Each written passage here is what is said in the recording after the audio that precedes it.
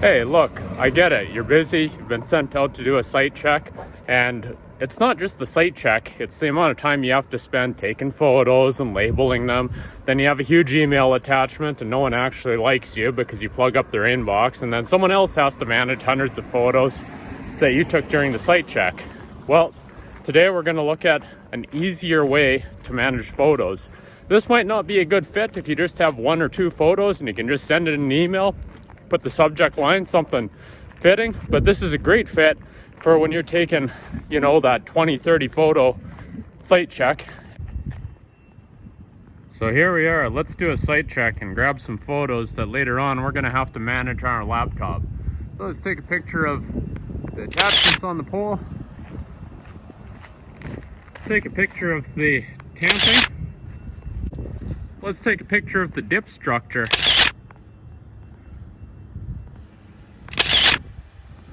Let's take a picture of the transformer that it was put on.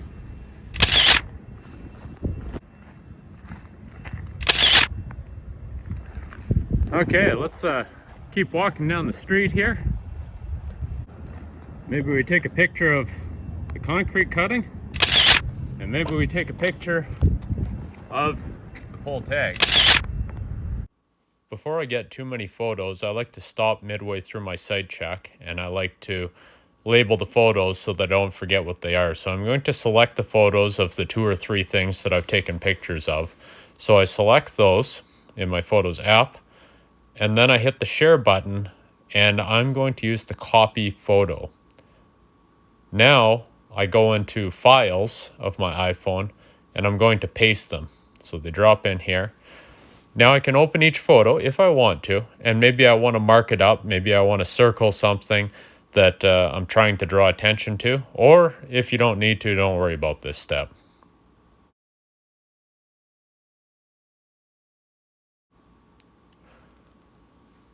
I'm now going to start naming the photos, and I'm going to be very strategic. I'm going to label the photos with their designation first, and then a description if I need to. So I label them that way so that when I sort them in the files, all the photos for one pole or transformer or whatever you're taking a picture of, they all get clustered together. And this is going to be very relevant for the next step when we get to BLUEBEAM, because you're going to see the work that you do here is going to automatically get generated in the PDF report.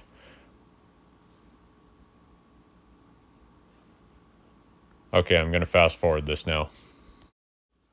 So we're in fast forward now, and you can see one of the things I'm doing is I'm copying the designation of the file name that's the same so that I can just copy it and paste it. It helps me be consistent, which helps me sort the photos when I get to it later, and it also saves me a lot of time. I didn't do it here, but I should have. When you do the site check, you should always take all your photos with the same orientation. So in this case, I would take everything in portrait mode, and I would do that because when I go to put them into my PDF report, it's going to save me that much effort formatting, because I'm going to batch stamp all the pages, and if some are landscape and some are portrait, it's going to come back to haunt me.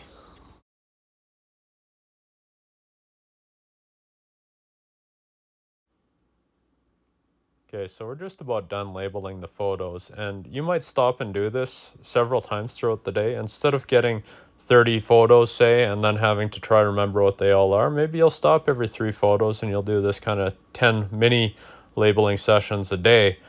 Now, we're just about the part where we're going to get the photos off of our phone and onto our computer that has BLUEBEAM installed. In my case, I am going to do this with Dropbox.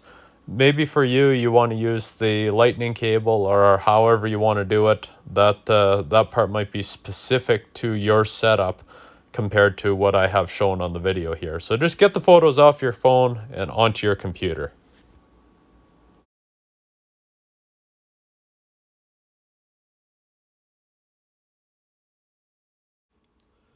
So now we're back at the office, our site check is done, and we have all of our photos downloaded from our camera to our laptop, and we're going to convert them into a single PDF. You'll notice the file names are what we've set in the field.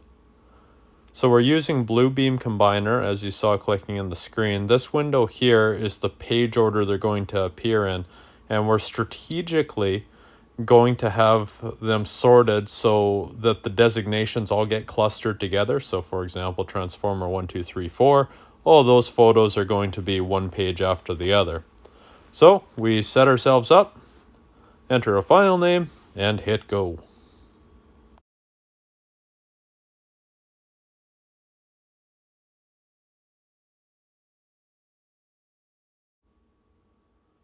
Our PDF has been created now.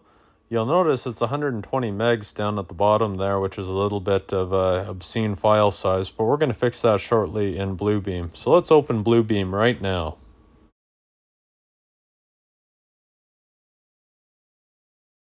So here we go, we're in BLUEBEAM. You'll notice that as we scroll through here, there's different size photos, and that's a result of me doing the thing that I said to not do in the site check. On the site check, I did say use the same camera setting. Always take your photos in either landscape or in portrait. I didn't do that, which is fine for the demonstration because I can fix it, and that way we can see how it's done. I'm going to select the photos that are in landscape, but I actually want to rotate and set into portrait. So I'm going to painfully have to do this because when I was in the field, I did the thing that I said to not do. So we select them, we go rotate pages, and it rotates all the pages we selected. So the next thing we're going to have to do, and you probably won't have to do this because all your photos should be the same size. Me, however, I was kind of taking screenshots as I made this video, but good for demonstration. In this case, I have photos that are different sizes. I'm going to make it so all the photos are 8.5 by 11. So to do that, I selected all the photos that were the larger size.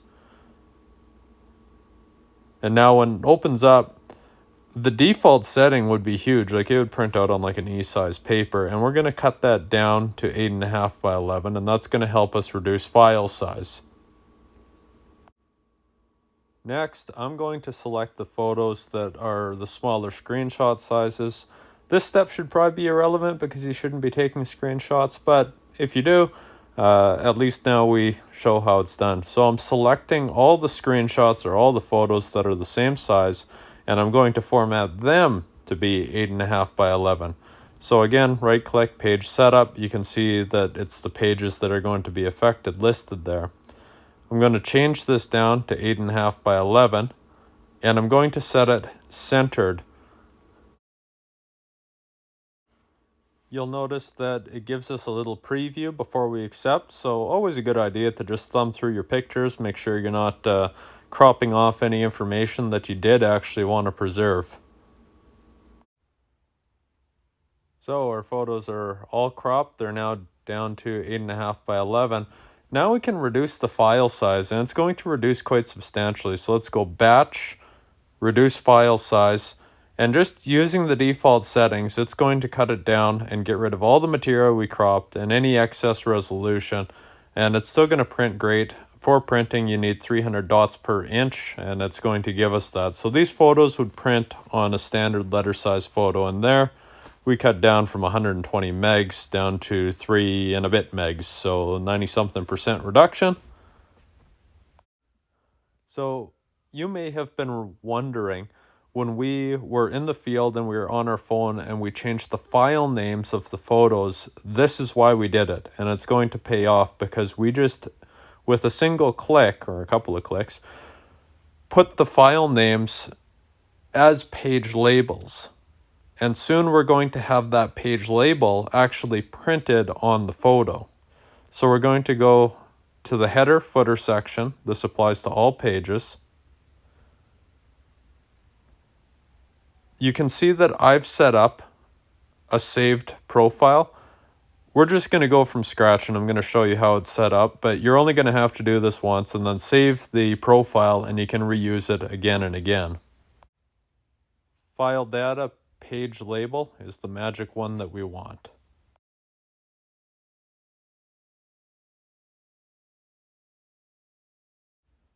going to save the setting that we just created so that next time I can just load from this setting and not have to set all my font sizes again and location of the text. Our photos now are stamped with the label that we gave them in the field and a little bit of data about who did the site check. This might not pay if you just had 1 or 2 photos, but certainly if you had 16 or maybe even 50, 60, or 90 photos from a site check, this would certainly be faster and a cleaner way to do this. All of these pictures will also be printing on 8.5 by 11, and the email size is now much more manageable. We now have a 4 meg file with all of our photos that are labeled, much easier to email or upload to the cloud.